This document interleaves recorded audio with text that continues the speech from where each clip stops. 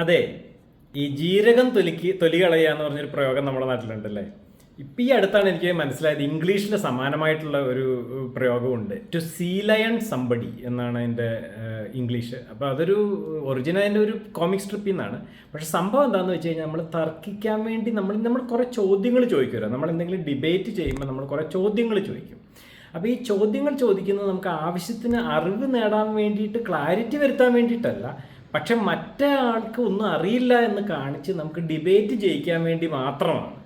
ഉദാഹരണത്തിന് ഒരു ഇത് പറയുകയാണെങ്കിൽ, നമ്മളിപ്പോൾ എന്താണ് ലിബറൽ എന്ന് നമ്മളൊരു എക്സ്പ്ലെയിൻ ചെയ്യാൻ ശ്രമിച്ചു കഴിഞ്ഞ് കഴിഞ്ഞാൽ പറയും, അങ്ങനെയല്ലല്ലോ, എക്കണോമിക് ലിബറലിസം ഇങ്ങനെയല്ലല്ലോ.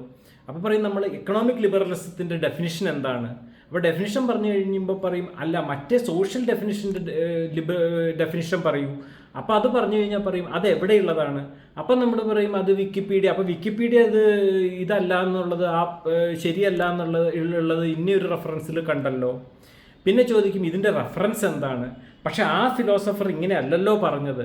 അപ്പം അങ്ങനെ പറഞ്ഞു കഴിഞ്ഞാൽ നിങ്ങൾ ഇങ്ങനെയാണല്ലോ പറഞ്ഞത്. ഇങ്ങനെയൊക്കെ പറഞ്ഞ് തർക്കിക്കുന്നതിനെയാണ് നമ്മൾ ജീരകം തൊലി കളയുക അഥവാ ടു സീ ലയൺ സംബഡി എന്ന് പറയുന്നത്.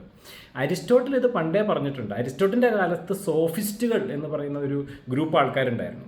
അപ്പോൾ അവരുടെ ഫിലോസഫിയെ പറ്റി ഇങ്ങനെ ഡിബേറ്റ് ചെയ്ത് ജയിച്ച് വരിക എന്നുള്ളതായിരുന്നു അവരുടെ ഒരു സ്വഭാവം. നമ്മുടെ എവിടെയും തർക്കശാസ്ത്രം ഇങ്ങനെ തർക്കിച്ചു എന്നൊക്കെ പറഞ്ഞ് തർക്കിച്ച് ജയിച്ച് അവരെ പുറത്താക്കി എന്നൊക്കെ കേട്ടിട്ടില്ലേ. അപ്പോൾ അങ്ങനത്തെ ഡിബേറ്റുകളും തർക്കങ്ങളും പണ്ട് കാലത്തും ഉണ്ടായിരുന്നു.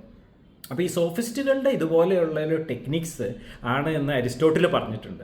അതായത് നമ്മൾ അറിവ് നേടാൻ വേണ്ടിയിട്ടല്ലാത്ത ചോദ്യം ചോദിക്കുക. അതായത് ഓരോ ചോദ്യവും ഓരോ സംഭവവും ഓരോ ആയുധങ്ങളാണ്, അഥവാ നമ്മളെ എറിയാൻ ഉപയോഗിക്കുന്ന ഓരോ കല്ലാണ്. എന്നിട്ട് അവസാനം നമുക്ക് ഒന്നും അറിയില്ല എന്ന് സ്ഥാപിച്ച് ജയിക്കാൻ വേണ്ടി മാത്രം ഉള്ള ഒരു ആർഗ്യുമെൻസിനാണ് ഈ സീ ലയണിങ് സംബഡി എന്ന് പറയുന്നത്. അപ്പം നമ്മുടെ നാട്ടിൽ അതിനെ ജീരകം തൊലികളയൽ എന്ന് വേണമെങ്കിൽ പറയാം. അപ്പം പലപ്പോഴും നമ്മൾ ഇതുപോലെയുള്ള ഡിബേറ്റുകളിൽ നിന്ന് ഒന്നും മിണ്ടാതിരിക്കുക എന്നുള്ള ഒരു പോളിസി പലപ്പോഴും എടുക്കേണ്ടി വരുന്നത് ഈ ജീരകം തൊലികളയൽ കൊണ്ടാണ്. അത് അരിസ്റ്റോട്ടിലും പണ്ട് അതേപോലെ തന്നെ പറഞ്ഞിട്ടുണ്ട്. സോഫിസ്റ്റുകളുടെ ചില ചോദ്യങ്ങൾക്ക് നമ്മൾ ഉത്തരം കൊടുക്കേണ്ടതില്ല.